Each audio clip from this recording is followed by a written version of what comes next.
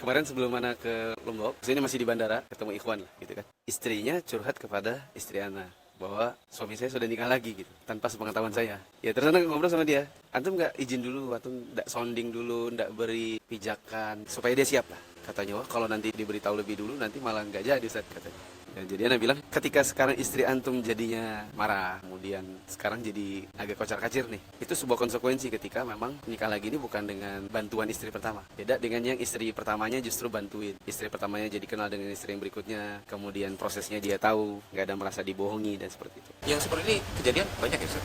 Banyak. Kan dia bilang gini, tapi kalau kita kasih tahu nanti nggak jadi Ustaz. Ana bilang, ada caranya biar jadi. Istri Ana aja hampir mau, gitu. Bahkan udah nawarin, bagaimana caranya? Nah itu caranya susah nih teman-teman. Jadi ada salah satu ustadz kita yang nikah lagi. Ana tanya ke beliau, kenapa beliau nikah lagi? Yang jawabannya itu masuk ke hati. Dan ketika Ana ceritakan ke istri Ana, itu pun masuk ke hatinya dia. Sehingga dia pun membuka diri gitu. Sedangkan ustadz yang lain, ada yang ngompor-ngomporin, ayo nikah lagi, nggak bisa masuk di kepala. Jadi kata beliau ketika Ana tanya, kenapa ustadz nikah lagi? Jawabannya, saya ingin menjaga hati dan menjaga iman. Ana mungkin mengartikan ya, beliau ini sering safar, sering isi daurah, kemudian mungkin tidak selalu bersama istri yang pertama. Istri yang pertama mungkin banyak tanggungan, banyak anak yang harus diurusin. Ketika suami pulang mungkin kadang istri sudah capek, sehingga dia butuh istri yang lainnya untuk jaga imannya. Kan orang bagaimanapun, sekalipun ustadz, sangat mungkin jatuh ke dalam hal-hal yang diharamkan. Ini alasannya untuk iffah ya Ustaz ya, untuk menjaga kehormatan. Jadi Ustaz, dengar kisah antum barusan tentang Ustadz yang alasan dia untuk poligami itu untuk menjaga kehormatan diri, alasan menjaga hati, keimanan, luar biasa Ustaz. Jadi wajar-wajar aja kalau itu, Masya Allah, idza sadara minal qalb wasala ilal qalb. Ketika alasannya itu betul-betul karena Allah Subhanahu Wa Taala, Masya Allah gitu. Jadi memang Udah mulai terinspirasi.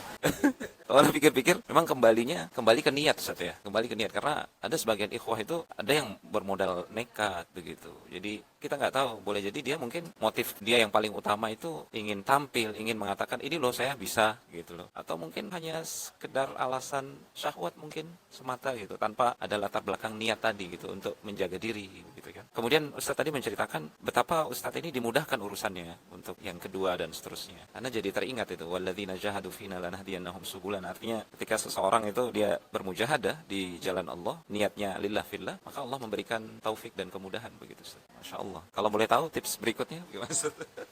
Jadi kemarin juga Ana bilang sama ikhwan itu, coba Anda mau ngetes, bila antum tiba-tiba wafat, antum punya 2 istri, bagaimana hak waris bagi kedua istri? Gimana ya? Wah itu nanti aja kalau sudah meninggal tanya, oh nggak bisa. Artinya memang, pertama gini, antum punya harta, ya kan? Harta antum itu adalah haknya istri antum dan anak-anaknya dari istri yang ini, serta istri yang ini dan anak-anak dari istri tersebut. Ketika antum tidak mempertemukan, bisa jadi terjadi kezaliman. Misalnya ketika antum meninggal, dan itu terjadi kepada salah seorang ikhwan. Ketika dia wafat, masuk istri kedua memeluk jenazahnya. Istri pertama bilang, apa-apaan ini? Kamu siapa? Saya istrinya. Ya pertama kan kaget istri yang pertama. Lalu kemudian diusir. Setelah itu teman-teman minta ke anak untuk menengahi kedua istri. Karena bagaimanapun ikhwan ini meninggalkan harta yang tidak boleh istri pertama karena saya nggak kenal kamu terus ini mau dia semua. Karena ini secara syar'i kan punya hak istri yang berikutnya. Anak bilang itu keutamaannya dan itu keunggulannya bila antum memang menikah lagi dalam keadaan kedua istri ini sudah bersaudari. Maksudnya dipertemukan, dipersaudarikan, diperkenalkan dan semuanya jalan baik. Kemudian antum kumpulkan, bilang saya punya harta berupa ini.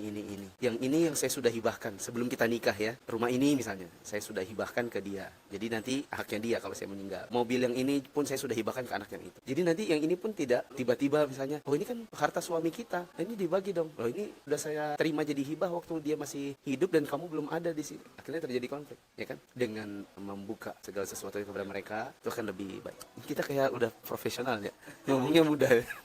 Tapi Padahal kita masih single. yang jelas itu yang akan lebih bagus bila untuk orang yang mau berpoligami. Dia bilang gini, tapi Ustaz saya sudah bertanya kepada para asatidzah bahwa istri itu tidak mesti tahu. Nah bilang itu mungkin masih koma dan antum tidak dengar lanjutannya. Saya pun tahu tentang soal tidak adanya keharusan untuk istri pertama ridho. Seperti kan man la yu'tabar ridhohu la yu'tabar ilmu. Siapa yang tidak harus ridho, tidak teranggap soal ridhonya, maka dia juga tidak mesti tahu. Sering kita bawakan contoh. Contohnya istri pertama tak mesti ridho ketika suaminya nikah lagi, sehingga dia juga tidak mesti tahu. Tapi kan itu baru sekadar contoh. Kita belum bilang oke dan cara yang mana yang lebih tepat atau cara mana yang akan menimbulkan kebaikan ke depannya. Ya jawabannya bukan tanpa ketahuan istri saja. Maksudnya bukan cuma sekedar yang penting istri nggak mesti ridho, jangan mesti tahu. Ada kisah nyata yang Anda dengarkan dari salah seorang ustadz ya.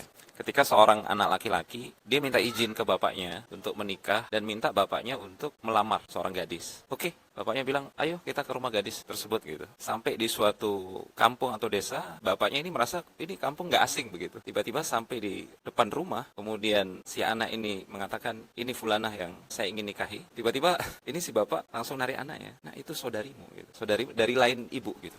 Bayangkan kalau seandainya sampai kejadian tanpa itu dalam kondisi syukur-syukur si bapak ini masih hidup gitu. Gara-garanya dulu memang tidak memberitahukan, tidak menginformasikan dan seterusnya. Mungkin ini salah satu ya, salah satu dampak gitu ya. Kalau pernikahan itu tidak sebagaimana pada umumnya kan sunnahnya mengadakan walimah kemudian semua orang tahu, saksinya banyak begitu. Dan ini kisah nyata terjadi. Salah seorang ustadz yang terpercaya menceritakan pada anak gitu. Ya kita tahu sendiri dalam konsep syariat kita kan mempertimbangkan masalih dan mafasid gitu. Bahkan termasuk maqasid dalam syariah kita kan itu Ustaz. Artinya pertimbangannya menjadi macam. Demikian curhatan hati para muwahhidin untuk dijadikan pelajaran bagi yang berencana nikah lagi, tapi ada banyak ternyata hal-hal yang perlu dipertimbangkan sebelum Anda betul-betul menelan mentah-mentah, istri kan nggak wajib tahu.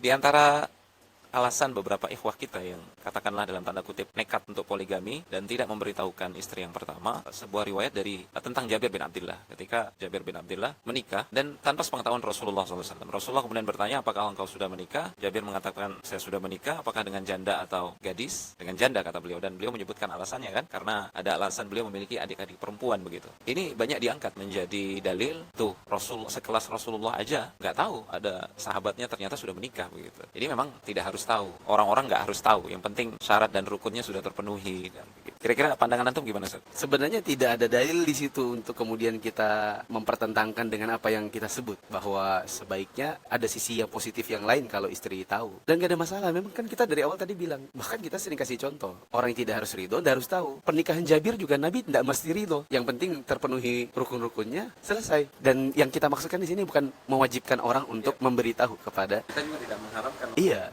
Kita juga nggak bilang istri wajib tahu, terus sehingga kemudian dibantah dengan dalil Jabir, enggak, atau dengan kaidah man la yu'tabar ilmu. Tapi yang kita bilang adalah ada banyak hal yang jadi dampak positif ketika istri diberitahu, diberi pijakan, diberi pengertian. Kalau perlu misalnya suaminya bilang, saya takut jatuh ke dalam zina, saya sering safar, saya sering misalnya ada di lokasi, saya sering kerja di luar negeri, atau saya sering keliling Indonesia, saya butuh pendamping. Sementara kita punya anak-anak di sini, ya. Sementara saya kalau sudah punya pendamping itu lebih aman di jalan, ya kan. Kadang saya bisa Qur'an undi di antara kalian, siapa yang ikut, siapa yang jagain anak gitu. Apalagi ini misalnya kita punya potensi, misalnya kita punya sekolah, kamu ngajar yang anak STK-nya, yang ini ngajar anak SMP-nya, yang ini ngajar SMA-nya. Kemudian tadi Ustadz kasih contoh nyata, ada orang yang hampir menikah dengan saudari sebapak karena tidak tahu bahwa bapaknya punya istri yang lain dan punya anak. Bisa jadi incest, bisa jadi menikah dengan mahram kan gitu. Seperti itu sih. Gak ada masalah dengan orang yang tidak memberitahu dari sisi hukum syar'i. Tapi kalau bertanya, bagusnya bagaimana Ustadz? Ya, memang bagusnya antum mempersiapkan jauh-jauh hari, karena yang anak dengar ini hari ini ta'aruf,